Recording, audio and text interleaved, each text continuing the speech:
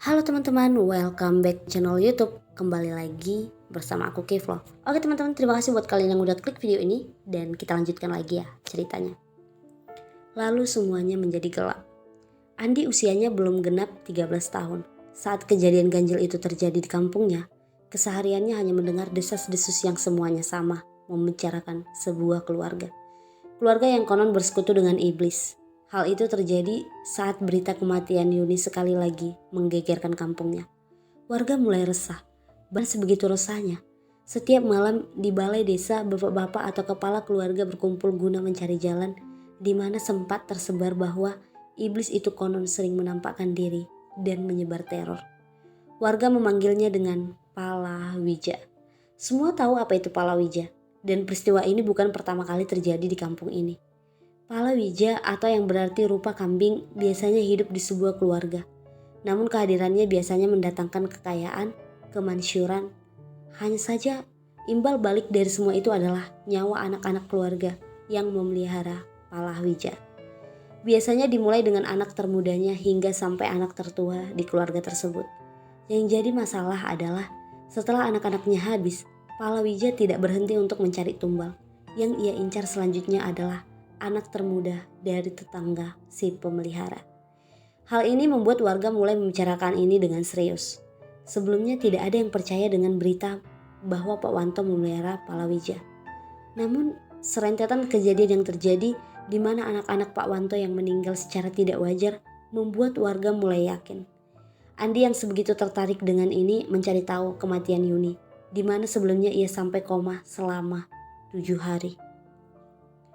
Kejadiannya sendiri masih simpang siur. Ada yang mengatakan Yuni terjatuh dari anak tangga. Ada yang mengatakan Yuni terjatuh di kamar mandi, hingga saraf di kepalanya rusak. Namun satu hal yang Andi tahu adalah Yuni tidak pernah memejamkan matanya bahkan ketika ia meninggal. Mayat Yuni tertidur di liang lahat dengan mata yang masih terbuka. Satu perubahan yang Andi sangat rasakan adalah perubahan kepada kakaknya, yaitu si Dia. Dia yang dikenal ramah dan supel kepada tetangga, lebih banyak murung dan bahkan batang hidungnya tidak lagi terlihat berjalan ke kampung. Kabar terakhir mengatakan dia tahu sesuatu. Depresi adalah gambaran yang tepat untuk menjelaskan kondisi si Dia ini. Setidaknya itu yang Andi dengar dari percakapan ibu dan bapaknya. Di tengah masalah yang entah tiada berujung ini, Andi mendengar sebuah kabar mengejutkan. Apalagi bila kabar tentang meninggalnya seseorang. Dia mendengar ditemukan tewas dengan kondisi kendat atau tergantung di dalam kamar di rumah besar miliknya. Sontak berita itu tidak hanya menghebohkan warga kampung, namun membuat resah, bahkan memang ada yang salah dengan keluarga Pak Wanto. Mengerikannya kisah ini adalah Pak Wanto sama sekali tidak menunjukkan ekspresi sedih. Bahkan ada yang pernah melihat Pak Wanto tampak tersenyum, melihat jasad anak yang seharusnya menjadi satu-satunya yang ia jaga, namun berakhir dengan kematian yang tragis.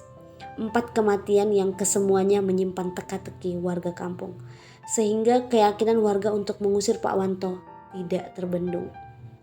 Hanya saja warga masih diliputi rasa ngeri, karena kabarnya Pak Wanto menunjukkan gelagat tidak takut sama sekali dengan sikap warga yang menolak keras-keras untuk hidup berdampingan dengan manusia yang menyekutukan iblis.